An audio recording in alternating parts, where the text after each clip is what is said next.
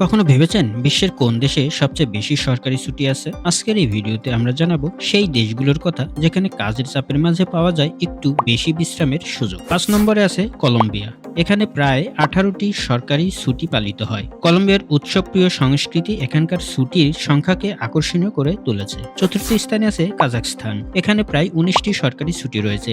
এই দেশটিতে জাতীয় এবং ঐতিহ্যবাহী উৎসবের প্রাধান্য রয়েছে। ৩ নম্বরে আছে ভারত। ভারতে বিভিন্ন রাজ্যে আলাদা আলাদা ছুটি থাকায় গড়ে প্রায় ২১টি সরকারি ছুটি পালিত হয়। এখানে ধর্মীয় এবং সাংস্কৃতিক বৈচিত্র্য ছুটির সংখ্যাকে প্রভাবিত করেছে। দ্বিতীয় স্থানে আছে শ্রীলঙ্কা। এখানে প্রায় ২৫টি সরকারি ছুটি রয়েছে। বৌদ্ধ ধর্মের প্রভাব এবং ঐতিহ্যবাহী উৎসব এখানকার ছুটির সংখ্যাকে বাড়িয়েছে। এবং ফাইনালি প্রথমেই আছে কম্বোডিয়া। এই দেশটিতে বছরে প্রায় ২৮টি সরকারি ছুটি পালিত হয়, যা বিশ্বের সর্বোচ্চ।